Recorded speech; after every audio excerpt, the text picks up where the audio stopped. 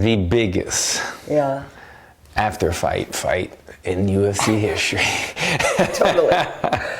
So crazy. The biggest brawl. The big brawl. Hey. In UFC history. Was it the biggest brawl in UFC history? It's gotta be. It must be. I mean, when we talk about Jason Mayhem Miller.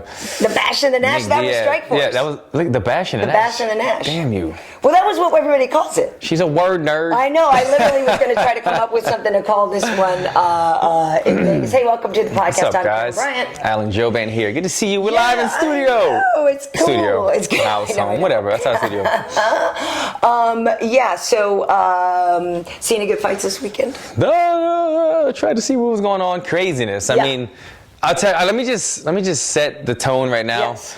Me and Karyn, Wade might have to jump in between us because I'm about to jump the cage on Karyn. There might be some debating during this podcast, so try not to take sides. Try to just absorb it all in. We're going to give you all you need to know. Right, and before we even get anywhere, I want to just make a blanket statement, an opening statement. Contrary to belief by, I guess, just really a few. By Russia? Yeah. Okay. I do not hate Khabib Nurmagomedov, and I'm actually not really sure why people think that. If they've ever looked at my social media, our engagement with him when he comes to Fox, like everything, like the guy is cool. I don't have any issues. Apparently, if you like Conor, you're supposed to hate Khabib, is how a lot of fans I get what you're saying, you know because I picked Khabib in this fight, and man, the Conor fans are coming after me lately. So yeah, I don't hate either of them. I'm a fan of both of them, but we still kind of, you'll see, we're going to get into it, I think. We're going to break this thing down, because I just before the show, Karyn showed me some footage that I had not seen yet, and you might not have seen either, so we'll let you know what that is. Yes, so here we go. So I don't hate either person, and also I want to let people know that when we were doing, because a lot of people are really like in their feelings about what was said on our post-fight show too, and by KB. Speaking of Drake, coming out, totally, that was really cool. So people need to understand that when we were live on the post-fight show, it literally was still happening behind us, right? And so all of us based our opinion on what we saw literally first take with our own eyes, which was Khabib jumping over the octagon, which looked to have initiated everything. And at that point, Conor looked to be innocent because we didn't see him throwing any punches at all. What we saw was Khabib, and that's what we were reacting to. So a lot of people are like, oh my God, you guys are so biased, you hate Khabib, Conor's not innocent. Well, that was what we thought at the time. So yes, in hindsight, now we see that Conor threw some punches too. And I didn't know that until a little earlier. Well, I knew the left hook one, but there's more. There's more. So Alan, okay, how do we want to break this down? We brought you back a gift. Oh man, and look, honestly, I love this. Let me show you guys real quick. This is the, what do you call it? The program. Plate? The program. Yeah. I was expecting some fancy word. Anyway, this is the that's program. That's the back of it. This is the back of it. Khabib is on the front. He's the champion. They put the champ on the front. Are really upset. And anyway, it's just a super nice program. Yeah. I'm going to put this somewhere special. The biggest fight in UFC. This is a nice one. Collector's item right here. Yeah, very I'll cool. definitely sell this in like a month. I'm going to keep this forever. Yeah. We got another gift for you. We saw you drinking proper 12 while you're watching the fight. I did. We brought you some. Oh, look at this. Some dirty proper 12. They've already got the Christmas glass set where you do the glasses and you get a bottle. Right. Conor is on top of things. I tell you what. And look, we can get into this later too, but what if Proper 12 blows up and he becomes more known for the whiskey man than he is the fight man? Who knows what will happen in the future? So it's possible. We'll see. Thank you guys. So, Alan Jouban. Yes. Karyn Bryant. There's so many ways. Where do we begin? I know there's so many ways to approach it. Let's break down the melee, right? And then yeah. What did you see, and what's your take on the melee? My initial intake. I'll just kind of give you a broad description of what I thought. Okay, I do not agree with Khabib jumping the cage. With that said, I do not think that we should be as hard on him as possible. I think Karyn has a different opinion, and a lot of you may have different opinions, but in the state of the MMA right now, I feel like there's so much insulting and fighting and pushing, and you see in every press conference somebody throws a punch. They're throwing punches at the weigh-ins. They're talking about mothers, dads, religion, families. Nothing is off limits. People are getting in physical altercations. Before, jokingly, we talked about in the beginning of the show in Strikeforce days where they fought in the cage. Right. We talk about Conor throwing the dolly. Thank you, and hurting innocent people and fighters and possibly families. So the Khabib Khabib thing, I do not condone, but I do not think it's the worst thing we've ever seen. It did incite the biggest and worst riot we've ever seen on a live broadcast. But I look at it more of what was Khabib doing? He acted in emotion. He acted in anger. It was a stupid move, but he saw Dillon Danis. They were going back and forth. We're going to break this down, but he jumped the cage and went solely for Dillon Danis, and the security kind of broke him up. So, and he really didn't even land a punch or a kick. And did you see that eagle in the air, by the way? It soared like an eagle. Like, it's so perfect. It's crazy that happened. But all in all, it may seem like I'm trying to push aside what he did. I'm not. But I'm just saying, Khabib himself, what did he do? He jumped the cage after going back and forth emotionally with people and tried to kick Dillon Danis and then was broken up. That is what he did. That, though, incited a riot, which we're going to get into, which a lot of people made some very poor decisions, and it was some career suicides happening for some of Khabib's people. But you admit that it was Khabib who, quote-unquote, started it, yes. On Saturday 100%, night after the fight. 100%. Right. But I also have to say, I mean, just like when the cops pull you over, who was in your cars, everybody.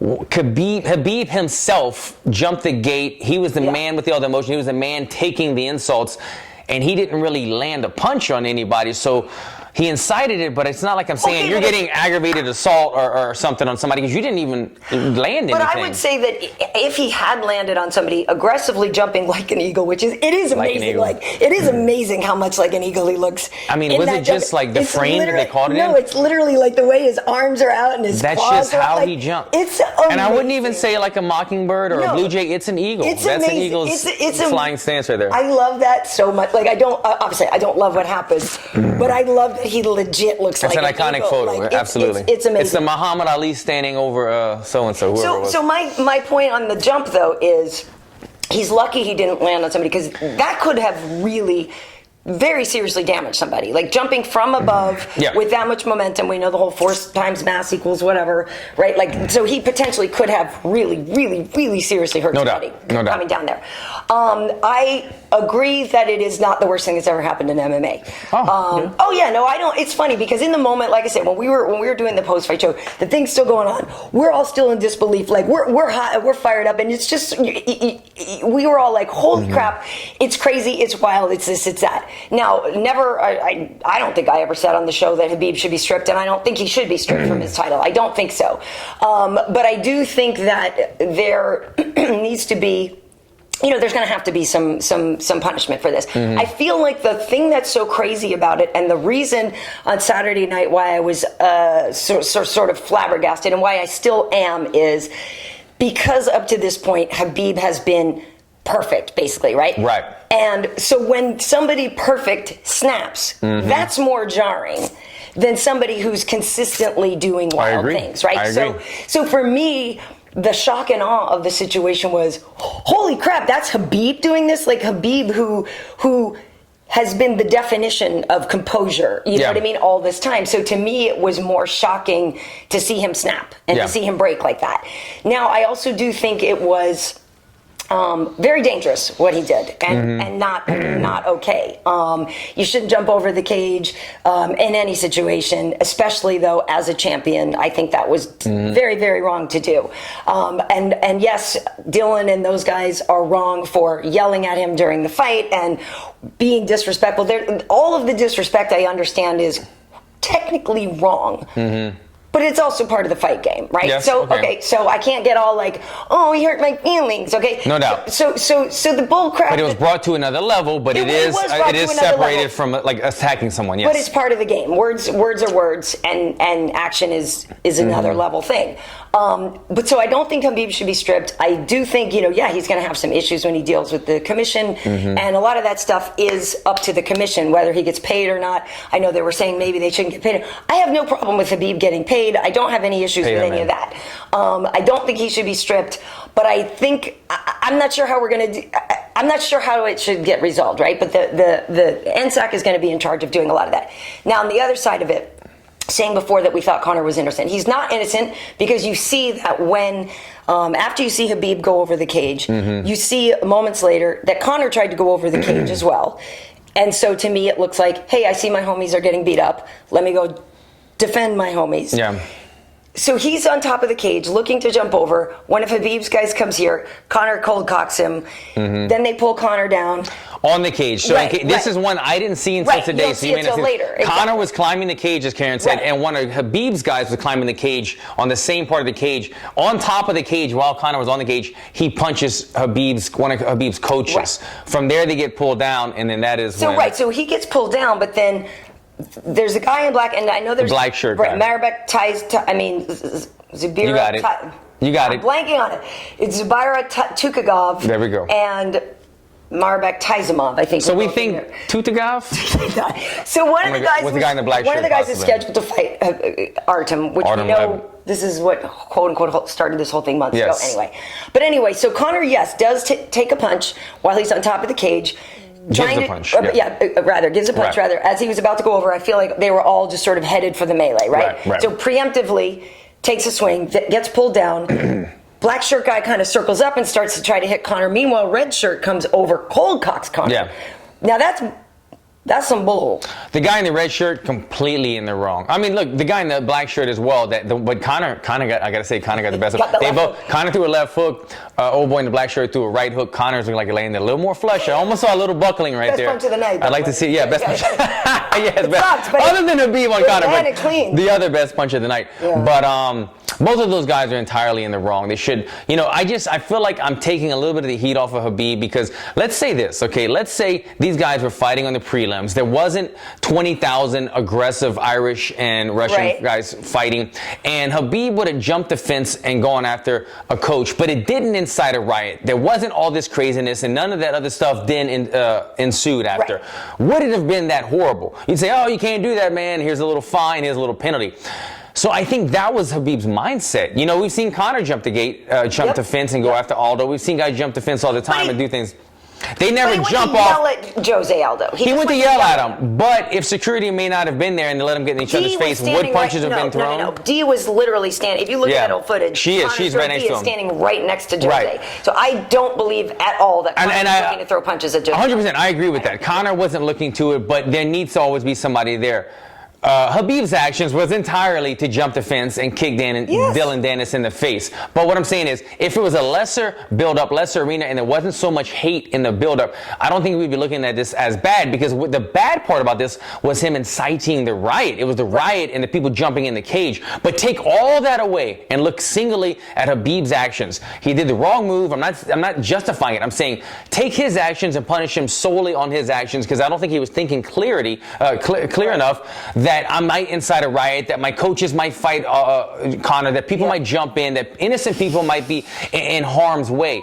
And he is the person that if you have to put a picture up of somebody, he's the leader of it. But he wasn't thinking that in my mind, Karyn. I think you have to kind of separate it. I think you penalize his coach or his teammates who hit Conor. Those guys, Dana already said it. If you were in the UFC and you hit Conor, you jumped that cage, you're done. That's two guys that already probably just lost their jobs. Right. So here's my thing. I think I'll agree with temporary. You need some water? I thought you sounded scratchy in the throat. Okay, was that what that was? I do. When you were disagreeing? No. I do. And I apologize if I've caught your breath. It's okay. I do think. What you got? That Khabib No. knew what was going to happen. Don't hold back. When he jumped over the. Okay, I don't think there's any point in his brain, and I will give him temporary insanity or whatever. But I don't think there's. I don't think that there's any part of him that didn't know what was coming after he jumped over that. But when you're acting emotionally, you're not thinking about repercussions. No. He wasn't thinking about later on punishment. But I think he certainly was well aware of he jumping over was going to be the catalyst to a bunch of other bad things happening at the same time. And here's my other issue with this whole thing, and why I still, while Conor did throw punches, and if we're looking at the definition of the word innocent, is whatever part of the melee. But Khabib just beat him. Okay, so my problem with this, I guess, is everything that led up to it, all the smack talk, the fuss, everything bad. It should have been done. You won. You won the fight. You shut him up. You choked him out. You know, and they show there's some footage of Khabib, beating up Conor. And to me, it was like, well, there's your statement. Yeah. You know what I mean? So to me, the thing that's upsetting is you said everything you needed to say with that victory. Mm-hmm.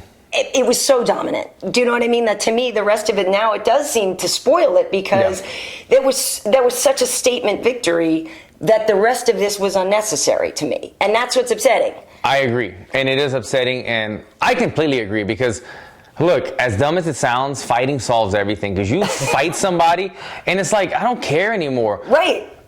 Me and Mike Perry didn't shake hands after a fight, but you know what? I think the guy's funny now because fighting fixed that. Because we had our differences, we got it out. There's no more to be said. And that should have been the same thing with Khabib and Conor. Right. He won the fight. It should have been done. Like you said, he mauled him. He mauled Conor McGregor in this fight. It should have been all done. My issue with that is, though, on the opposite side of the thing is, Conor said it himself. He said, this will never be over. Right. This battle, this war, it will go on forever. Right. We're going to put this guy in a body bag. All the things that he said, all the hatred, I don't even want to use the word hatred. I'm just saying all the disrespect that he threw to him. I don't want to make it all deep with hatred. But if Conor would have knocked him out, what if he would have done that? What if he would have stood over him and he'd have done this and everybody would have celebrated and thrown things?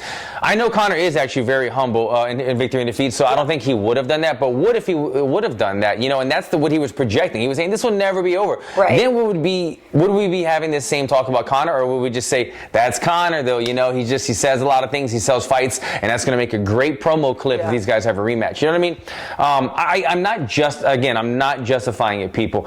I just think it's tough when you're emotionally invested and you've had so much thrown at you to make the right decision. He made a bad decision, but I don't know if he fully thrown at him. I just really don't think that Khabib did know what was all going to happen at making that dumb move of jumping the cage and going after Dillon. You do, I don't. I disagree that he didn't know that a war was going to. Well, what if he jumps down? What if he jumps down there and gets a kick off? Either he lands it or he doesn't land it. Everybody breaks it up. The corners go down there. But did he really think that like his guys were going to jump inside the octagon and fight Conor? Did he think all that was going to happen? Yes, he probably thought the drunken fans were going to fight or something. I mean, we'll never know what he really knew was going to happen. But if we back this whole thing up to, and I totally understand how a lot of people are like, hey.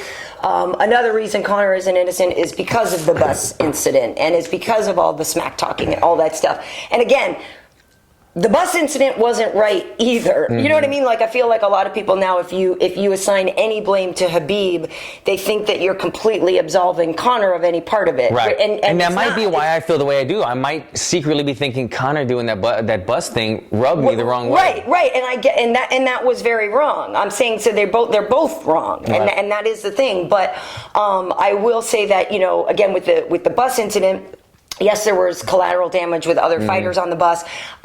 Whether or not, I guess you wondering if Khabib knew his teammates were going to jump in the octagon is the same as wondering if Conor knew he would if the throw would go through the window or just hit the bus, right? Like, what was the intention? Was it, because I personally don't necessarily think he intended to break through the window. Mm-hmm. I feel like he was just throwing something in temporary insanity. Here's my thoughts on that. So I don't think he necessarily knew it was going to go through the window. Right. Well, he probably wasn't thinking past the emotion That's what I'm saying. So, but I do think that, yes, all the the stuff with Artem and the slap and the thing, all these things leading up to it, I do believe that, yes, it's going to be very incredibly difficult for this to be squashed.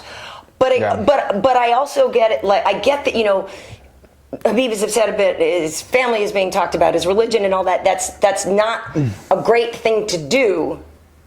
But it's the fight game. Like, I guess I'm just sort of like, as a person who all my life has been called every worst possible name in my life, been, whatever. Like, I understand how much it hurts and how, it's upsetting to you to be disparaged and stuff like that. I've never started a fight.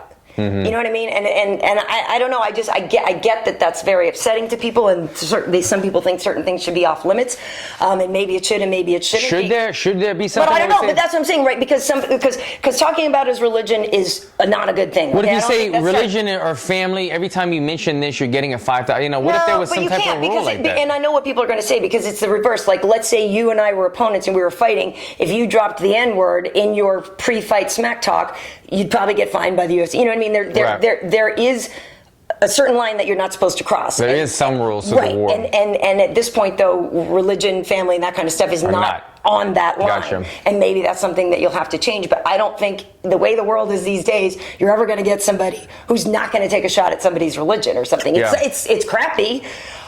But then they ended up both using it. You know what I mean? And because then Khabib, even at workouts, was talking about how the English took over and the Irish don't speak Gaelic anymore. Like they were all getting into a lot of things that really aren't important when it comes down to a fight. And so at the end of the day, to me, a lot of it was, a lot of the smack talk leading up to it was not a great idea, but I just feel like, this is the fight game. Mm-hmm. Fights are going to happen after fights. Fights are going to happen at press conferences. Fights are going to, that's what you guys do. You guys have a heightened sense of honor and defense and that kind of thing. But I just, I guess I'm just not like that upset. It's really not that upset? Comes down to it. Like, really? Yeah. Okay, because that's kind of how I agree. I'm not that upset, and I know people are supposed to be really upset. I actually agree. Okay, I thought, because you know what, this is the difference. I'm watching it on TV. These guys are there, so I didn't feel this sense of danger that a lot of people probably felt. So I can't felt that. So it's hard for me to speak watching on TV on that action. I'm sure if I was there, I might have felt something differently. So I'm trying to be unbiased when I think about it. But what I'm getting at is, yes, all the stuff in the fight game, the way people throw certain words around and insults around, and everything that led up to this fight with the Conor incident and the back and forth and everything into it, that this thing sucked. It ruined the fights. But I'm not seeing it as the end of the world because this is gonna blow over. This is gonna blow over. Just like the Conor thing did. Dana White said immediately after, "This is the ugliest thing I've ever seen." And then now it's a promo reel, and the same thing. If there is a trilogy or a secondary fight, this will be a promo reel. It's gonna have Joe Rogan's voice behind it. It's gonna have slow motion Khabib flying through the air like an eagle. So it is that. Can we get into this too? What do you think, Karyn? Moving forward, what's the next fight for Khabib? So for me, on the air afterwards, real fast, we have some comments. Well, there was an interesting comment. Someone had said, as angry as Khabib might be towards Conor, he did just make Khabib a millionaire. Yeah. So Conor Khabib should be mad at him for making him rich?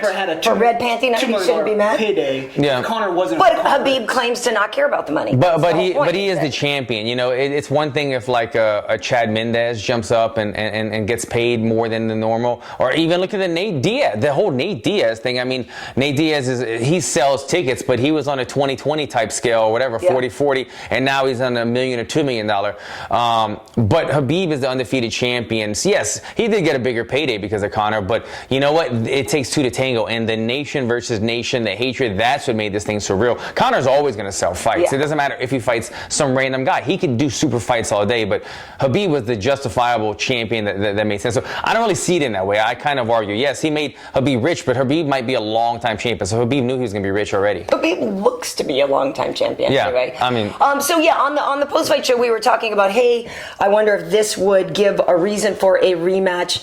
I don't see it, man. I mean, and here's the thing. So the actual fight itself, I don't necessarily think I need to see it again because I do feel like it would probably go very much the same way. I do too. Just because Khabib is so dominant. But I could see them doing it now because it's an easy sell. Yeah, 100%. But I don't necessarily... feel like I need to see it. Really, the storyline of the rematch is more about, settling the score because of all the things that happened afterwards. I would like to see Tony and Khabib fight. Like, I still want to see Tony and Khabib fight. That is the most logical person. Can I please see that fight? Tony is the leader. He was stripped. He had an interim belt, but he was still stripped due to injury. Came back sooner than normal. A great performance against Anthony Pettis, who's been on a bit of a small hot streak, right? Two wins in a row. Yeah. Anthony's coming back. Coming back looking good. That was a dope fight. We're gonna get into that, but are we square on the Conor stuff? Like, are we? So we both agree that he should not be stripped. Habib should not be stripped, right? Man, in my eyes, I think just let him go through court process like Conor did. Let him go and have his court date. Let him get penalized. You know what Conor got for his court date? I don't remember everything specifically, but he got a fine, 3 days of community service, 2 days of anger management. You know what I'm saying? But he's also getting sued independently from some of the fighters. Yeah, right. Some of the fighters. But that also makes sense because Michael Chiesa and other people got cut and then they weren't able to fight and they might have lost $100,000 or more. So honestly, if I was in that bus and I couldn't fight that night, I'd be suing Conor too because because look, I just lost out on $100,000, $200,000 that I was supposed to make, that I was banking on, that I was invested for 3 months to make, and you took that from me. So guess what? I'm getting that money back out of your pocket. So that makes sense to me. I don't know what H.E.A.T is going, if he's going after the big money or not, but he should at least rightfully be getting the money that he lost, his lost wages that night. What were we on? I'm sorry. I'm just saying, what do we agree on there? That Khabib, I don't think he should be stripped. Don't and strip I think he him. should get paid. I think he should get paid, but let him go. And I think he deserves the fine, deserves the punishment, deserves because everything. he did start it. Right. Everything that should happen, I think should happen. But to think he made a bad decision at the end of the fight, but to take his belt or to not pay the man, to me, it's just hurtful because, like, he deserves that money, man. Right. I mean, he does. He's a champion. He fought so good.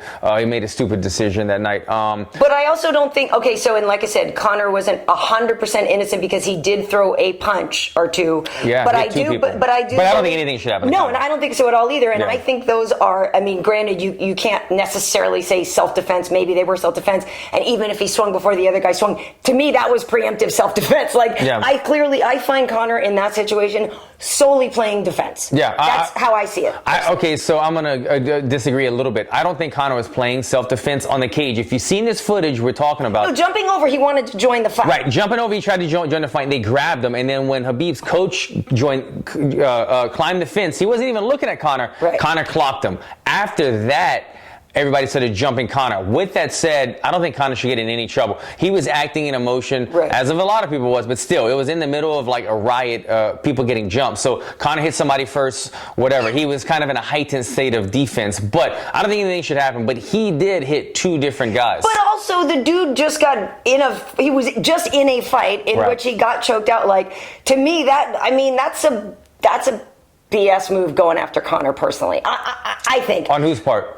On the part of Khabib's teammates to actually go in and try to beat Conor up more after Khabib already won the fight. To me, that is the bitchiest move out of the whole thing. 100%. The guy in the red shirt who hit Conor from behind. Bullcrap. Dude. Have fun at ACB in Russia because you're no longer in the UFC. The guy in the black shirt who went for a right hook, but Conor beat him to the punch a little bit. Sorry, man. You can't be hitting the guy. If you would have got in there and yelled at him or spit on him, that would have been different. But you tried to punch Conor. That guy, see you later. You can't do it. The coach who Conor punched on the cage and came down and like started hitting Conor with a towel, you're okay. You got hit first. You didn't really punch Conor. You were kind of hitting him in the back of the head with a towel or something in your hand. I think he's okay because Conor punched him first and he wasn't really trying to hit Conor. But those two guys, they're gone. They gotta go. Khabib, he's going to get the punishment. Let him go through his court hearing and let him work everything out before we jump to conclusions and talk about stripping or not paying a man. And you know what was crazy, though? I will say this, like I said at the beginning, I really like Conor. I like Khabib. Yeah. And Conor was in a great mood all week. I got to do it. I was interviewing with him for UFC. A super good mood. I mean, the guy was such a good mood, and it was really nice to see him again. Like, it just really was. Like, he's an You know what I even entertaining appreciated? guy. Like, he's like when he was talking to you, he was like calling you Karyn, and I was like, good for him. Like, just not like acting like she's some nobody. Like good for him talking to you and saying your name. And that's what I'm saying. Like, I understand. Like, for fans, you're so impassioned and supportive of your fighter that you feel like you don't have like the other guy. And on the media side of things, we see people in a different light sometimes, in a different perspective. And I like Conor. Like, I like talking to him. I enjoy he's fun to talk to. That doesn't mean Khabib isn't. You know what I mean? Yeah. Like, everybody got so absolute on this. Habib's hilarious with his like one-liners and all this stuff. Like, his sense of humor is very funny. And they're not mutually exclusive. You can enjoy both of them, I believe, personally. Yeah. Khabib doesn't sell it. But his dominance is what sells it. Like, when you look at him fight, you're like, holy crap, the guy is so unbelievably good and so dominant to be able to talk crap while you're beating somebody up. That's what's so phenomenal about him. And again, just to finalize, like, that's, I think, why in the moment I was so shocked. Yeah. Because Khabib is flawless otherwise. Yeah. And to see him crack like that did prove that Conor's smack talk got to him, did prove that, it's funny, we were actually joking, we're like, actually, at the end of the day, it proves Khabib's human. Like, that's amazing because he's been so unshakable up to this. That's where my surprise and my reaction came from. Was I didn't expect it from Khabib. Well, I think what it was too is you think about it. I mean, when you're fighting somebody and the months and the build up and all this stuff every day, you can't even look at Twitter. You can't do it. So it was all building up, and he kept it to himself. He got the fight done, and then he let it all out. And that's what it was. It was all the built up aggression. And then, at the end, he threw his mouthpiece at Danis in the corner. Shouldn't have done that. But then you can see it. Dillon's waving him in. He's like, come on. He waved him in and he snapped. He reacted. It was just kind of like The hilarious thing too is going to be how Bellator promotes Dillon Danis' next fight. Oh yeah. Dillon, man, I don't know. I don't like to talk trash on people or stuff, but I mean, like, I've seen him hit pads. I mean, he can't hit pads. He's phenomenal on the ground. But like, he's already trying to, like, I saw him and RDA were going at it, and he was saying he wants to fight RDA next and stuff. I'm like, build your what is he, like 1-0 or 2-0 or something? Like, build your record. Get better to stand up, and then before you could build your own name. I mean, he's a name in the jiu-jitsu world, but in the fight game. He's got a lot of ways to go. He's on his way. So is there anything we should address before we move on to T. Ferg? No? Are most people pro Khabib, pro Conor on this? I'm just curious what the take is on these. Or have people settled down into being able to see both sides now? It seems like more pro Khabib. Okay. Interesting. There's some people who are anti-Muslim, which is unfortunate. Oh, that's unfortunate. Please don't make it about that. It's not about the religion, people. It's not about that. It's about two men. And if anybody is a representation of what a good person in that religion is, I mean, look at Khabib. I mean, he's a person of faith, and he's not yelling stupid stuff. I mean, his family and all that. Yeah. There's a lot of hate towards Dillon, saying none of this would happen if he just kept his mouth shut to begin with. Who? Dillon. If Dillon, I don't know if you could blame it on Dillon, but I think it was kind of like Dillon was running his mouth, and he got a reaction out of him. But I want to talk a little bit about, moving forward. We said it. Tony's the rightful guy. This is the thing. Let's say there's a 6-month suspension in place for Khabib. Yes. He keeps his title, but there's some type of 6-month suspension before he's able to fight again under the UFC banner. Don't say the word. Don't say the I word, Alan. Don't say the I word. Don't say the I word. Don't say the I word. How crazy that. Don't say the I word. It is. You know what I'm saying? It's interim title. Don't. Tony's going to want to fight again soon. And look, it's like Dustin Poirier, Diaz. I'm about to jump this fence right here and beat down. Don't fly at me like that, girl. It's going to happen, I feel like. A 6 months does not command an interim title. If they give him a year, yes. We'll see. But a 6 month, and then who fights? Well, that's the thing. Who would fight for the interim belt? Tony is the leader, but I feel like, look, in a couple of weeks, November 3rd, right? New York. So Poirier and Diaz. And look, this isn't, actually. You love Dustin Poirier. I love Dustin Poirier. I'm a fan of Diaz. So I want Dustin to win for 2 reasons. A, he's from Lafayette, but B, it makes more sense because Diaz is a fun guy, but he's ranked number 10. And if Al Iaquinta had beaten Khabib, Al Iaquinta would be the champ, and he was ranked number 11. That didn't make sense either, though. But I'm saying if Diaz wins, he's number 10. He's coming off of a loss his last fight, right? His last fight was Conor? Yeah, his last fight was losing to Conor. I know, but I'm just saying, he's coming off of a loss. He's number 10. He beats Dustin Poirier. Then what? Does he fight for the title? I don't know, but that is a horrible matchup. Next. Listen, Dana Dana said if anything had happened during fight week where Khabib or Conor wasn't able to fight, he was the third guy. Tony was the dude. Okay, so Tony was the guy. I don't think at any point now Tony is not next. Okay, you and your BS interim camp. If that happens, then I would say it would be Tony versus the winner. Dustin winner. Right. But bite your... What? It's happening. Don't bring that word. Look, I hope there's not. So this is what I'll say. I'll change my words. If Khabib doesn't suffer a huge suspension, he's able to come back sooner, Tony is the first person in line. If Khabib is going to be on the shelf due to legal issues, the winner of Poirier-Diaz then fights Tony Ferguson for the interim belt, and then that makes a super fight. You heard it here. Interim belt. The I word, but I guess it really does depend, because 6 months, I don't think you should strip Khabib if it's a 6 month suspension. Yeah, okay, 7. No, because I think it was like 9 months of inactivity, and they made the interim thing for T. Wood's belt. He might have got hurt jumping out over that cage, Karyn. He might have tore his LCL jumping. He literally looked exactly like an eagle flying through the sky. That was amazing. The war eagle. Like amazing. So wrong, but amazing. I'm sure we'll be hearing a lot of more stuff about this as it goes on. But yeah, legal but issues so and things. So yeah, I mean, you know. And I know really what it is a lot of people will never feel bad for Conor, right? They feel like he's too rich, he's too this, he said this, he's gotten away with everything, special treatment. Well, guess what, folks, in the world, if you haven't quite figured it out, some people do get special treatment, and some stars, I mean, it is what it is. You can't bellyache and cry about it all day long. I don't think that should have happened to him. If you just look at this person as an independent person, as a fighter who just lost a fight, he should not get cold-cocked after a fight. Mm-hmm. Okay.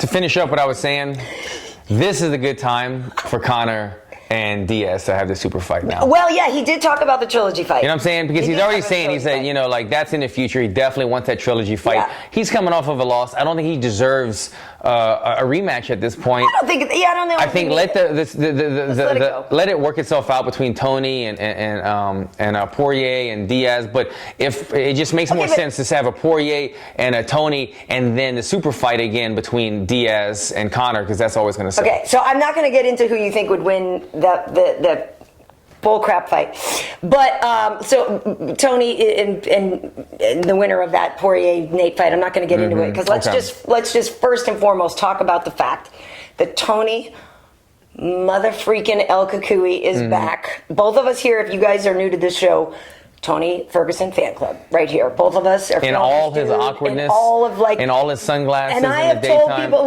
he is my kind of crazy. Like I'm like all in on T Ferg. I think he's awesome.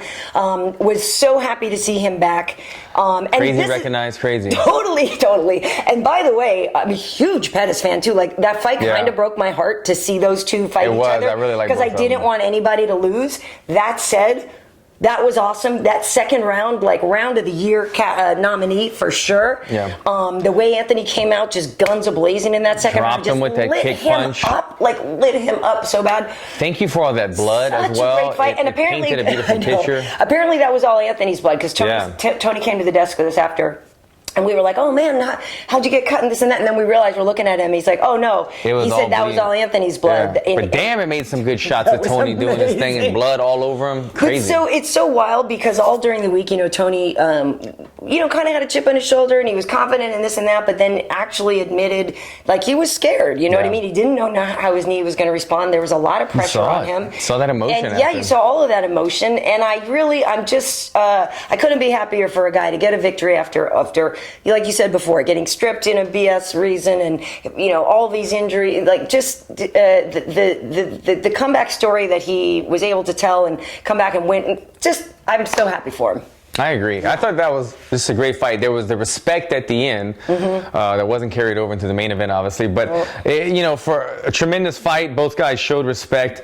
I love the story within that as well, that I didn't even hear until later, because it was so crazy during the fights. But that Duke Rufus actually stopped the fight because Anthony had a broken hand. Right hand. Great job of Duke looking after his guy, because you know what? Look, I've fought through broken hands. So has Anthony Pettis. He's fought a couple times with broken hands and feet, and he probably knew nobody knows you like your coach. How many battles he's been in, the momentum of this fight, where it was going, and to knowing that he had that weapon that was no longer there, and that was landing. He kept throwing that kick punch, and that's what he dropped Tony with, and that's what was landing for him. So to take that weapon away, and then the momentum going towards Tony and all the cuts, I think it was a good job by the coach, not letting his fighter take too much unnecessary damage. But it was just a ton of respect. You saw Eddie Bravo sharing in the emotion with Tony at the end, and you never really see Tony. He's usually breakdancing. He's not usually crying. Totally.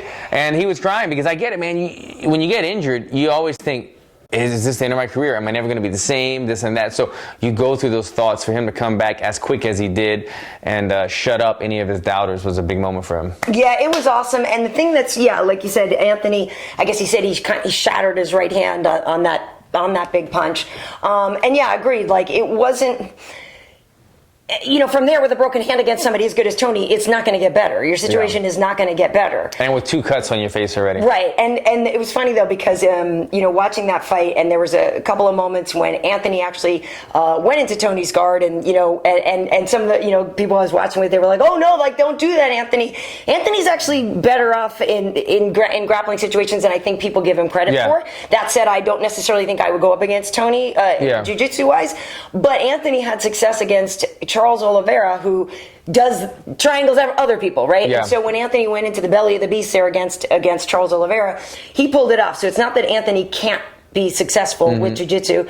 I do think it's a dangerous place to go with Tony, but I don't think it was like the worst mistake in the world to do that. And Tony is a beast on the ground, but if I was just going to break it down and say, how is his guard game? I don't think he's a super crazy. He's not super flexible. He's not really a rubber guard user that much. Obviously, he trained a tremendous amount of jiu-jitsu, and he is with Eddie Bravo and the 10th Planet team. But he's not really that rubber guard guy. He did pop a triangle, obviously, on Kevin Lee. Yeah. But he's really not known for that. So I think, I agree with you. Yeah. Anthony, he's phenomenal on the ground. Doesn't get enough credit. I think he was fine playing in that guard. I think so, too. But the one thing I was looking for, I did think I would see more sort of standing elbows from Tony. He got some in there.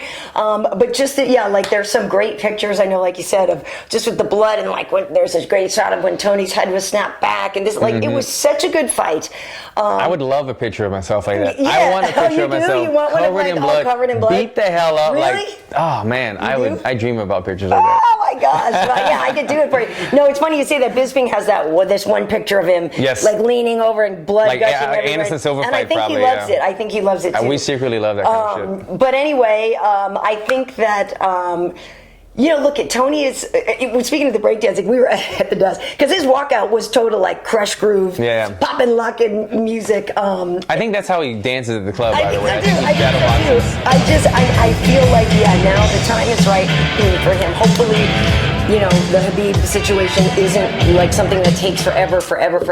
Yeah. And I know how many times we tried to book it, but I really hope we just straight up get to see Ferguson versus Khabib.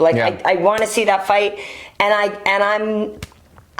And what if they say it's going to be a different fight than Conor versus Khabib? That's for damn sure. Yeah.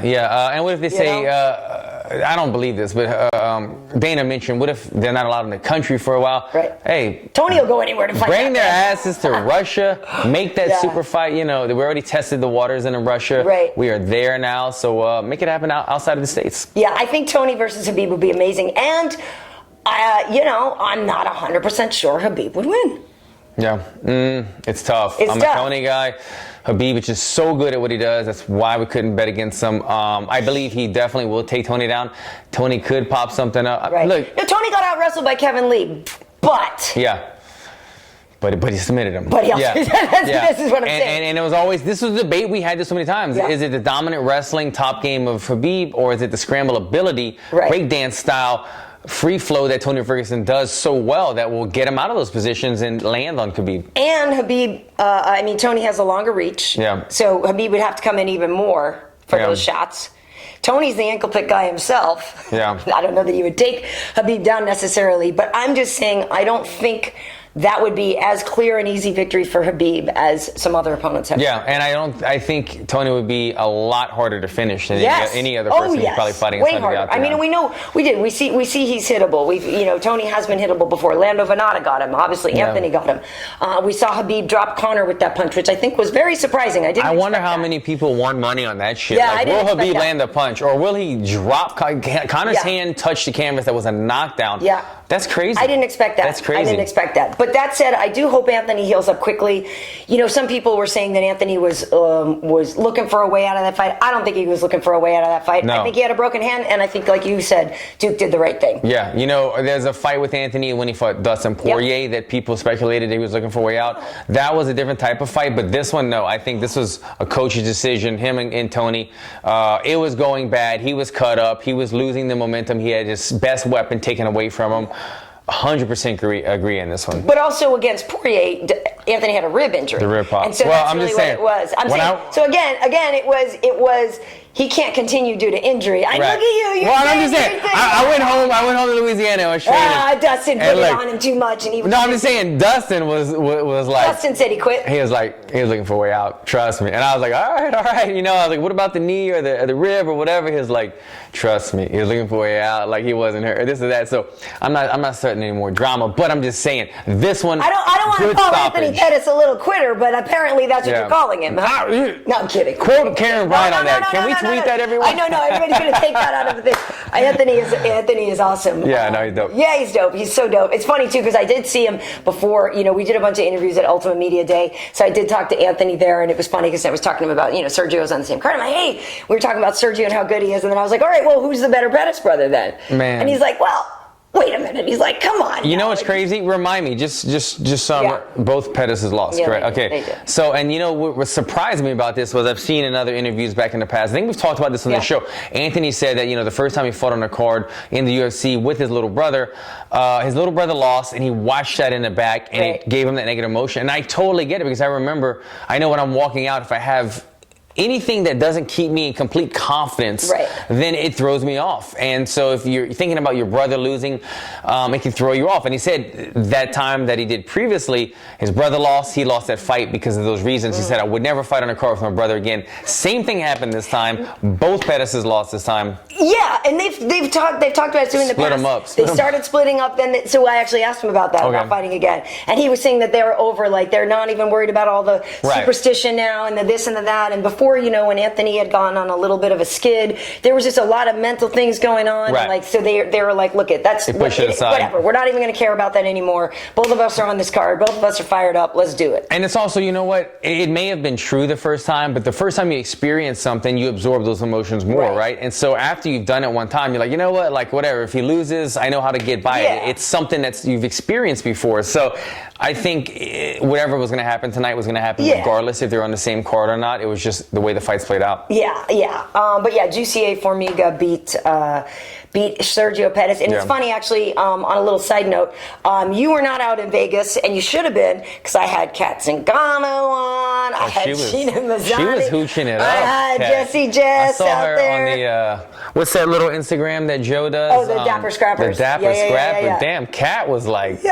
man, she had a little short skirt on her, or whatever was going on. But I talked to her and also Jussier Formiga. We did like a podcast from Twin Peaks on Friday night. You couldn't be there because everybody's like, where's Alan? And you would have liked it. I mean, the girls there at Twin Peaks, it's not based on the TV show. It's based on, let's just say, it's pretty obvious what it's based on. Yeah, but we had a really good time. But so, That's our waitress for that. Yeah, that's Kai. That's what they wear? That was, that was not a lot of clothing. What? On Kai. That's Miss Twin Peaks there. Yeah. Man. But so we had a lot of fun. And that's where the glasses are from. Yes. How they are were the serving wings? for the proper 12. How are the wings? Actually, I had some boneless wings there. How are the breasts? Tender breasts.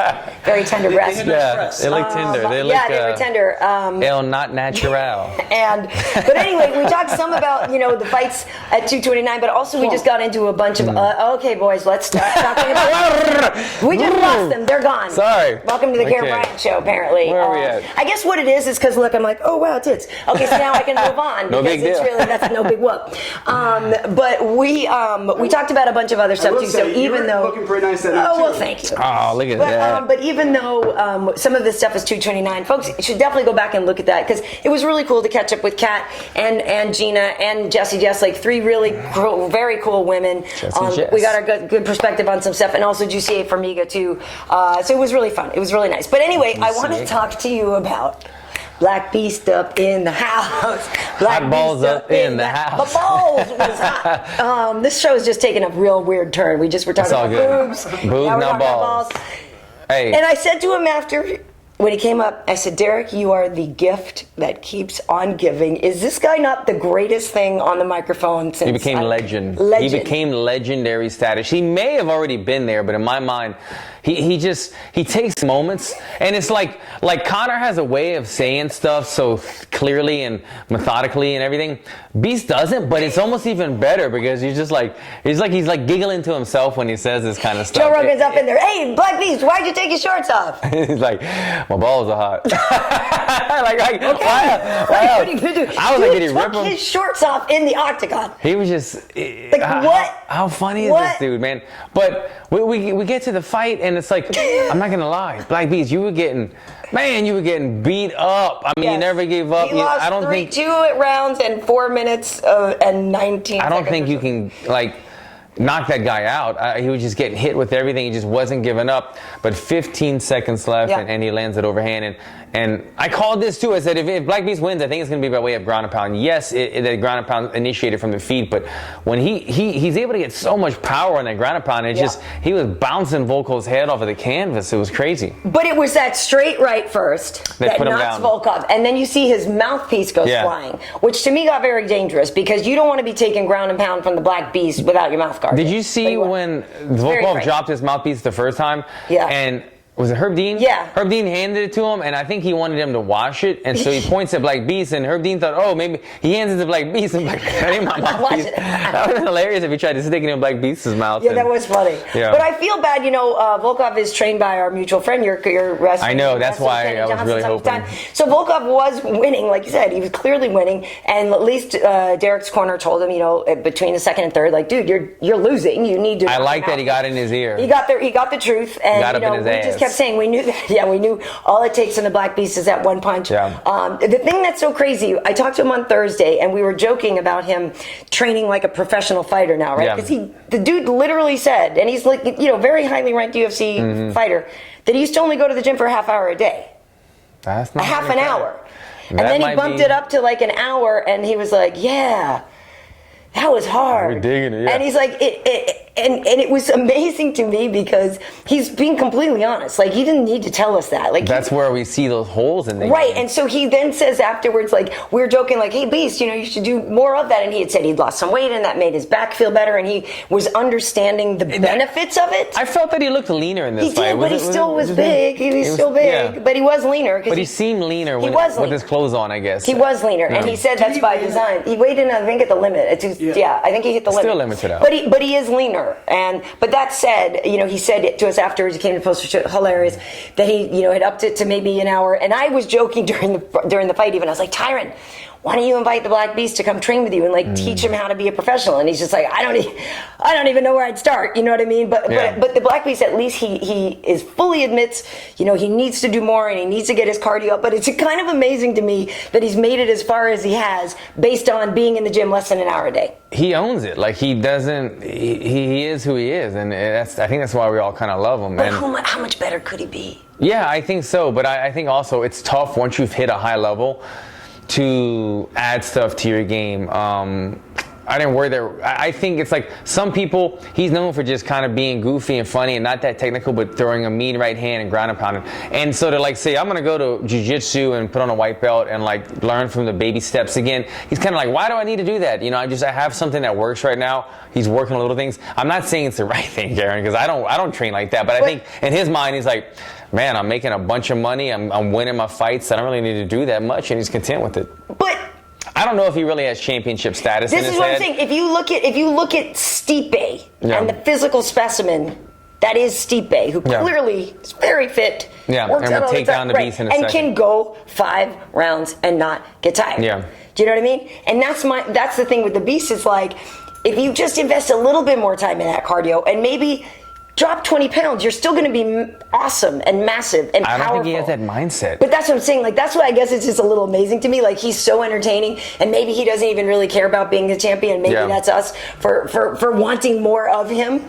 But I think that's what it is. It's like, he could have just gotten that done in the first round, maybe if he had better cardio. You know what I mean? It's to me, it's not any sort of attack on the Black Beast because I love him, but it's almost like, I'm just curious what could be if the Beast was 20 pounds lighter or something, and you know what I mean? Because that wouldn't affect his power. Because he already possesses the power and the chin. Right. I mean, now the other stuff is stuff that you could fix, so I agree. Right. It But just ain't happening. He is a gift. I literally asked him, because he always has something funny to say about how he's going to celebrate. Yeah. And I asked him how he's going to celebrate. And what did he say? Well, I can't do my best thing. No. Dinner and a movie? I'm going to go home, throw my wife's legs up in the air, see what happens. Hey, you might get lucky, man. We died. Like, the three of us on the desk were like, oh my God, like, you are the funniest thing. He says it under his breath, like he's giggling at him. Yeah. Like, it's almost like, why am I saying this? And he knows it's going to be hilarious. And somebody had tweeted me and they were like, oh my God, Karyn cringe. I was like, cringe? I was like, we're trying to keep it together when he's at the desk and not just totally lose it and just degenerate into just fully. It's fun, lighthearted energy. He's amazing. I kind of like it. Like, he's awesome. not getting personal. He's not all this other stuff going on. He's just trying to tell jokes and get followers on his Instagram. Exactly. So he's the best. I'm all about question for you. I know you were well invested in this fight. What'd you think of Michelle Waterson's win over Felice Henry? Yeah. I mean, these girls were like grinding. These girls are grinding on each other, boy. Yeah, you know, His favorite fight of the night. It was kind of what I was thinking. Yeah. I thought Michelle would be the more dominant striker. I thought Felice, if she had a chance, she was going to get her down and try to submit her. And it looked like that was kind of Felice's objective, was to try to get her against the cage, get close the distance, try to get her down. But I thought as well that Michelle, you know, Michelle's got pretty good wrestling defense. She's got some good throws and everything, and she was ready for that fight. I thought Felice, she looked like the bigger woman, though, man. I mean, she's a bigger woman. Sure. Michelle mentioned being, you know, that she's gotten some shit about being a smaller woman in that division. But I thought it was a good fight, a tough fight, and Michelle got the win, who I was rooting for. But I don't think it was. I actually thought it was going to be a split decision. I saw that closer than a unanimous decision. Oh wait, wasn't this a crazy? 30-26. Oh, I forgot all about that. No. I'm cool with the win. I'm cool with the win. It was a close fight to me, and I literally thought it was going to be. Yeah, a split I had it decision. 1-1 going into the third. I gave Felice the first round. Yeah, exactly. Michelle Felice won, Michelle 2, exactly. and then Michelle. Exactly. She was pretty dominant, right, on the third. Right? I thought it. Yes. So that I have zero issues with that. My issue was about that. I heard the score. My issue was with the score. Like, what? Yeah, all three judges, and they come out with 30-26. I was like, where was there a 2-point round in here? There wasn't. Yeah, that was crazy. Felice fought tremendous. It was a good back and forth fight. I agreed with the decision, but in no way was it. I agree. In no way was it all 3 rounds to Michelle, and absolutely ridiculous that there was a 2-point 10-8 round. Yeah, and I don't know what she said about it. Michelle's such a cool woman that she would probably, I would imagine, be honest what she thought about the scoring. Yeah. And I haven't been able to hear from her, but I just thought. Great win for her. She needed, you know, she beat Courtney Casey's. Now she's put 2 wins together again. And she is such a lovely girl, but I just didn't think she got a 30-26. That's all. Thank God she got that win after her little dance challenge with Holly. Thing. Yeah, that was a good video. That was the best part. Is okay. We got to move on. What is the best part? The ending. Look at you all of a sudden now. You just like your whole body. I'm just saying. He was like, oh. Yeah, the ending. You watch that video to the end. You can't stop it until the end. I gotta go. When she gets close to the camera profile, I'm just saying it was a good part. You know that. Okay, moving on. So we did a lot of off-topic stuff today, right? Yeah. So anyway, the other victorious person on the main card was Dominick Reyes, who defeated OSP. You know, Reyes is good. He's undefeated. And OSP, I think, was a good test. You know, Ovens sometimes performs well, sometimes doesn't perform that great. I didn't think it was the best fight from Ovens. Yeah. That said, you know, Dominick had a good win, and I think he is a legit contender in a division that needs contenders. Yeah, and you know, that's pretty... Tall dude, long legs, long... Yeah, he something about his build gives people trouble. The first time I saw him fight, I noticed he has like a very long torso. It's almost like shorter legs, but long torso. And he reminds me of like the bad guy in like Mortal Kombat or something with all the arms. Oh, Baraka? Is that Baraka? That's one of the ones I always use. He could be that for Halloween. One of them with all the... I think it's Baraka. Yeah, give him 2 more arms. He's got that build, like long torso and arms, and something about that. The way he moves, and I watch him fight, I say, man, this guy's going to be trouble for the rest of the division. He's now, 10-0? Yeah, I think so. A win over a name like OSP, who's main evented numerous fights. So I see some big fights coming in the future for him. Yeah, that was good. So otherwise on the card, I feel like there were some good fights. We mentioned, Sergio getting defeated by Jussier. So Jussier, you know, he might be next for... So who do I fight? I feel like I know they've already fought, and I think Jussier lost like a split decision to Henry. So he's in Jussier is good too, man. Yeah, he's really good, and he's got a real good argument for a title shot right now. Do you know what I mean? Yeah. So that could very well happen. Trying to think if there was anything else in the card that stood out. You know, I gotta say this. I gotta be honest. Lena Landsberg and Yana Kunitskaya. Okay, so we talked to Lena on Thursday on the Ultimate Media Day, and that's my new girl crush. Lena Landsberg is totally cool. Swedish girl, dark hair with the green eyes and stuff. Like, she's lovely, lovely, lovely. Look at her. Come on. So she's really, really cool. And I literally was like, after I walked away from interviewing her, I think I even said to Wade, I was like, man, I wish she lived in LA. Like, that's the kind of girl I would want to hang out with. Do you know what I mean? Like, totally cool. We had a really fun interview. We talk about Yana, but there's a lot of other stuff in that interview. We talk about, like, life in Sweden and Swedish candy and, like, this and that. And she's just, her fight with Chris Cyborg, like, how hard Chris really hits. Mm-hmm. She's totally, totally cool. So even though she didn't win the fight, I think people should go and look at that interview. She's so fun. But honestly... Yana, I know she won the fight, but I can't get that excited about Yana because she just kind of grappled and I don't remember. I can't get that excited, Wait. and I want to get more excited because What's Yana's name? Yana Kunitskaya, lovely blonde Russian. Like she trains at Extreme Couture, and she also fought Chris Cyborg. They, both were defeated by Chris. But Yana is good. She used to be an Invicta, but I want to get a little bit more excited. I want to get excited. I want her to let her hands go a little bit more. If she's got them, maybe she doesn't have them as well, and maybe that is always how she's going to be. Yeah. More of a grappler. I felt like she very, very clearly won that fight and very, very clearly had control. But it wasn't an I wanted to see her do more. So to me, I couldn't. It was hard because I couldn't get excited. I tell you what, I don't know if I saw that fight. I was preparing my house for the people that I had coming over, but one fight that I'd see, I drink Gatorade. So you were preparing. It wasn't Gatorade, Alan. We've seen the footage on your social media. Karen, it wasn't Gatorade. I'm sorry if I like to stay hydrated throughout the night while I'm hosting. Gatorade, or maybe it was whatever. The other girl fight earlier that night, a newcomer. Evander and Aspen Ladd. Man, what's that chick's name? Aspen Ladd. Ladd. Ladd. Yeah. That chick's a beast. Yo, she was, man, the way she did that to Tanya Evander, an experienced veteran. I was shocked. And that's her UFC debut, Aspen Ladd? Well, she fought Lena before. Okay. It was her second fight, but then there was something screwy that one time she didn't make weight, and she almost didn't make weight this time. Really? Is she the one that almost fainted on stage as well? Yes. Okay, so I saw that. She went to the weigh-ins. She's 23. I think she's a little freaked out by the bigness. The big stage of everything. Yeah, maybe. Yeah, she can fight. Clearly, she can fight, but she was very nervous at the weigh-ins. Yeah, I mean, at the weigh-in, she almost passed out, it looked like. So I was a little bit worried. How would that girl perform? Because I wasn't familiar with her at all. And then I tuned into some of that fight, and she was just dominant. I mean, that ground and pound, the way she would get positioned on the ground and pound, but she was throwing heavy strikes. Look out for that girl. Yeah. Aspen Ladd. Aspen Ladd. Yeah, she was victorious. We talked to her on Thursday as well, so you can see that interview.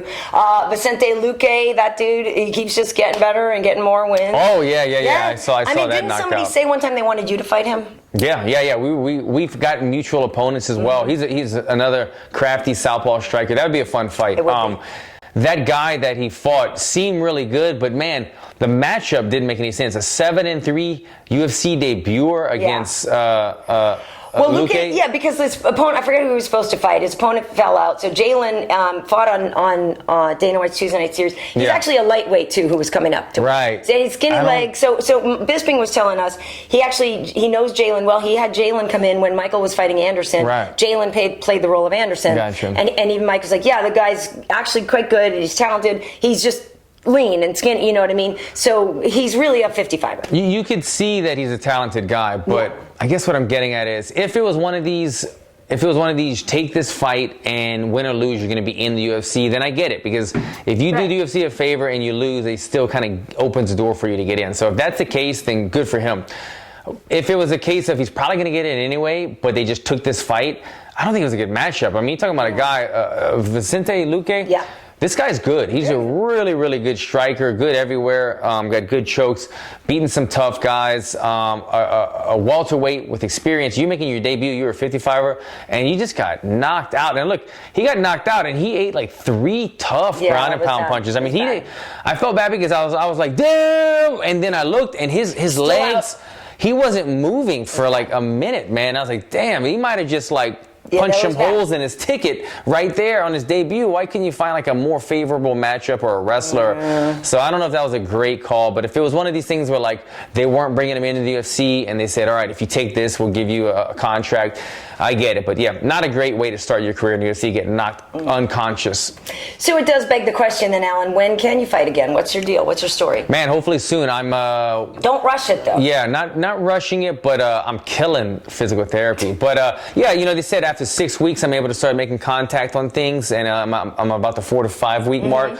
But I feel good. So hopefully at 6 weeks I can start doing some jiu-jitsu, hitting pads, and then I'll assess it from there. And are you putting like the cream that they put on like pregnant ladies use to like help your scars go away and stuff like that? This was nasty at the beginning, and it looks tremendously better. It still kind of shows a lot, but it's healing really good. I don't even notice that I've had anything anymore, to be honest. I don't even feel it, so I'll assess it as we go. From last week's podcast to the week before, some people were commenting they noticed it looked like it it got a little more swollen. Is that part of the healing process? Or? No, I didn't get more swollen. Y'all tripping, y'all. I think it was Mind just your maybe business. the angle. No, it just probably looked like that. But when the surgery first happened, it was very swollen and kind of like protruding, and then the stitches actually absorb. You know what I'm talking about? So as the stitches are absorbing and it's getting less red, it's starting to look better. But this is the best it's ever looked. Yeah, to be honest with you, it's not. It's definitely going down. And even if you were to go model, like you can just cover that. It's no big deal. Covering that. I got some makeup, y'all.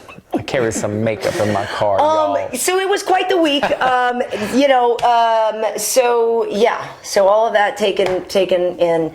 What a week! I had a great time out in Vegas, though. I guess I'll be out there for the end of the year. I think we're doing our very final UFC on. Oh yeah, final one, the December. Yeah, 30th. Chris and Amanda. Yeah. But that's gonna be sad. Wow. But and we don't actually have UFC tonight this week or Tough Talk because of baseball playoffs, which is a little bit of a bummer because with all this stuff going on, with DC, I mean, we saw DC going in there to try to calm Khabib down after. So it would have been nice to be able to catch up with DC and get his take on this. Yeah, I saw him going in the locker room as well, and they were trying to kick DC out of the locker room. Nah, DC's a calming force on Khabib. They're real tight, and I'm sure DC was, I'm sure, trying to diffuse the situation. Like, you can't. You can't. They're all helping out. Right. Yeah. And by the way, though, if anybody knows Security Steve, Security Steve, the English security. UFC, He's the first one to Khabib, and it's so funny because one of my producers and I, we have like a Security Steve fan club because he's such a badass and he's the most like lovely gentleman you'd ever meet. But you just don't want to f with that dude at all. Like, you know what I mean? Like, he was in the British whatever. Like, he was also one of the main guys that grabbed Conor during the incident, right? Right, but he's the first one there with hands on Khabib, and it's so funny. He's if you see that footage, the tall bald guy at Security Steve, and what I love about it, and I was joking, like his demeanor is so hilarious. It's almost like he's just like, oh, is he in the line, at the grocery store, or is he stopping a melee? Like he has no expression. He just goes like right over to Khabib and like gets Khabib and like takes him over. And, big tall guy, cool, calm and collected. Always has that English accent. Yeah. I was referring to the Conor Dolly incident. He was the one that grabbed Conor as well, right? He was probably on that too. Yeah, I think I remember seeing him in that security video. He's the man. He's the man. But yeah, so I am going to Atlanta. I have got a football game again this week, and I know it's tough. Atlanta Falcons are playing the Tampa Bay Buccaneers, and the Falcons are in a little bit of a rough time right now. They're not starting off that well. They did win the game that I went to. Mm-hmm. So if they win again on Sunday, as long as they're not playing the Saints. I know they lost to the Saints. They did lose to the Saints. Drew Brees is kind of good, Alan. I mean, they're good. Kind of good. He's kind of good. He's actually going to break, or if he didn't already, he's playing tonight. You're going to watch the game tonight. It's Is he? Yeah. That shows how much I've been following. Oh, yeah. The game you're tonight. You're bandwagon on the Saints. Got that Monday Night Football recording. We're about to break some Tom Brady records? Well, no, even more. Like, he's going to break, like, the all-time completion record. He's, like, passing Favre and all those. Like Drew Brees is actually, I think, going to be at the top of the pass completion list if he hasn't already. But anyway, I'm going to Atlanta, so I'll be there on Thursday, and I'll go, and they're playing the Bucks, so that's going to be really fun. So I'm doing UFC Now tomorrow, but you're not doing it. It's me and Kenny and Cub, I think. Yeah, I didn't see. When are you on the rotation? Oh, you know what? I'm in the next one. I'm on UFC Now. Later in the month? Real soon. They emailed me the other day, so cool. Later in the month. Cool. Speaking of NFL, I've got a couple questions. Yes. There's a question, Karyn, compared to interviewing professional UFC fighters and then NFL football players, do you notice a difference in the athletes and how they handle media? Well, you already said the athletes over there are just tremendous, right? In the NFL. You're seeing high-level athletes. High-level athletes. I feel like a lot of them are better media trained, if I'm being honest. Yeah. The NFL guys are better media trained. Yeah. But that doesn't mean they're a better interview, right? Like a fighter will tell you that his balls are hot. Yeah. Do you know what I mean? Exactly. We do those things for you. I'm pretty sure that after the game, QB1 is not going to tell me his balls are hot. You know what I mean? Like it's that whole thing. Like the NFL guys are way better media trained, and they know how to answer the question and like perfectly, and they're very easy to talk to. Like they're very easy to talk to, and they're for me anyway. Nobody's been aggressive or weird or anything like that. But I have to say, with the fighters, you get more of that, like, I didn't expect that answer. You know what I mean? Yeah. And which makes it a lot of fun. It's a lot. It's a lot different because you're interviewing fighters, and we have these emotional one-on-one things, battles that we're playing out. Where with the team, with guys in the NFL, it's talking about their performance. And a lot of times it's talking about my team did, and my we, and so it's embedded in them, and they're doing it from a lot longer. They're doing these interviews for a lot longer than fighters have done it. So. That's true. That's very true. If you're a star running back in the NFL, you were a star running back all your life. Right. Every day you're getting some sort of interview. But I will say I do appreciate, because even for every Black Beast or Volkov or Stipe, for every big guy that we don't have as many. Like, I will say I definitely appreciate standing next to some defensive linemen and feeling real petite. Yeah, that big guy that to me is a treat because I'm 5'8", and that almost never happens. And down in Jacksonville, I was talking to Calais Campbell, and he's massive. Yeah. And it was really fun. And got that big deep voice, well, I'll tell you. And you're like, oh my God, I'm just like this tiny little thing. Which is funny. I never get to feel that. Like, I'm 5'8". I'm never petite. So it's fun. But it's different, but it's fun. But I will say, as a lifelong football fan, it's pretty damn amazing standing there on the sidelines watching a game, and like sometimes literally like, oh no, I better move because that ball, it's and being in a stadium, I would imagine it holds 50, 60, 70,000 so cool. And compared to like a 20,000 or 10 to 20 in fighting. Yeah, no, it's totally different. Bigger scale. Going back to Atlanta, like their stadium is beautiful. Yeah. I was really hot in Jacksonville. That was like the hottest I've ever felt. But going back inside is going to be fun. Talk about yourself. Be humble. Okay. Was. All right, do we have 2 football games? She's the hottest chick out there. The hottest thing she's ever been. I'm excited. One other question on the NFL. Are you ready if it comes to interview Belichick or Tom Brady? Oh yeah, no. If I get TB12, it'll be great. Habba. Well, here's the thing. So my good friend Robin actually works for Bob Kraft and everything. So I've been a Patriots fan all my life. That's my team. I'm from Boston, outside Boston. So that's always been my team. I think it'd be really, if anything, it'd be hard to talk to Tom and not just digress into all kinds of other stuff, because I'd want to talk to him about other stuff other than just football. Family. Yeah, exactly. Wait, I saw. Pardon my description. There was some rich white guy at the fights. Was it Kraft? Was Kraft at the fights? It might have been. I don't remember. I think he might have been there. Gray hair. Yes, there was just money, an NFL owner looking type guy. Money. Yeah, I heard. There was a guy very much like that. I think Bob was there because he's tight with Dana. Yeah, he's tight with, and he likes Conor. And we actually and he was sitting right next to some young, hot, like Russian-looking model chick. And so I remember I saw that during the fight. I noticed people in the crowd so much during fights. And I think it was Robert Kraft. Okay. Bob Kraft, and he was sitting next to some. I wonder if that was his date that night. I don't know. Is he married? I don't know, because way back when, like a couple weeks ago, I shared a throwback clip of Conor that we did in Boston, an interview that we did in Boston, and literally that's one of the things, because this was in 2013, and we were backstage, and Conor was thrilled because he's like, Dana's here, Bob Kraft is here, wow. So I feel like they have a little something. Connection. Yeah, so that probably was him. Yeah. But no, it's fun. It's fun. Got one last fight question. Do you have any thoughts on UFC 230 and the backlash of having it be Valentina Shevchenko and Sierra Eubanks? You know what? Don't get your panties in a bunch, everybody. Calm that down. What are we talking about? Nate and Dustin. The main event not being... they might change it. I actually know a little something about a fight they were trying to put together, but it is not my place to divulge that. But I do know over this weekend that... Who, Karyn? There was some talk of a champion defending a champion defending her belt. Male. It was male. She tried to change it. But I don't know if it's going to happen. I don't know, but I do know there was another title fight they were looking to book on that card. That said, if it doesn't happen, what kind of code-ass language are you speaking right now, Karyn? I don't know. I'll beat your ass if you keep asking me. You better stop here on time. Listen. Who gives a crap? So just leave then if you don't feel like watching Sajara and Valentina. Like, if you're so butthurt that that's your thing, and you think Dustin and Nate should be your main event, then just leave. No, I don't think they should be the main event. Like, I guess I just can't get that mad because I'm a woman too. Also, guess what, dudes? Right. Sometimes we get to be on. Well, that's going to sound wrong. I was going to say we get to be on top. Guess what, man? Sometimes women get to be on top. Not my MMA Heat, folks. Subscribe. But you know what I mean? I know, I get it. And you know what? Suck it up. You need, Stop crying. Stop your bitching about it.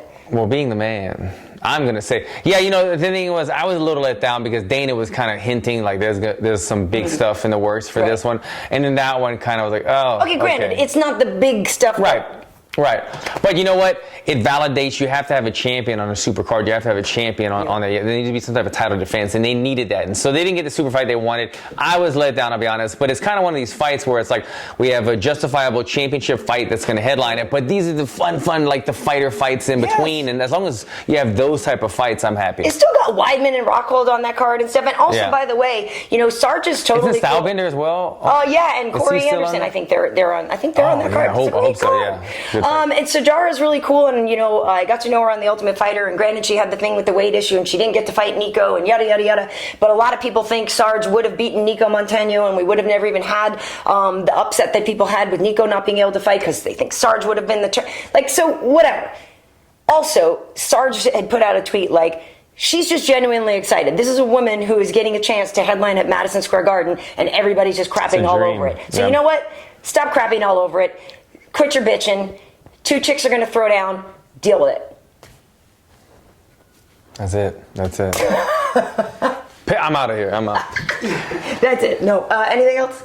I mean, really, that's it. So, again, Sunday, if you're in Atlanta or in the Buccaneers market, I'll find out where those games are playing. I don't think we have the game of the week necessarily, but you never know by then. I'm not sure, but it's just going to be a good game. So that'll be fun. I'm doing that on Sunday.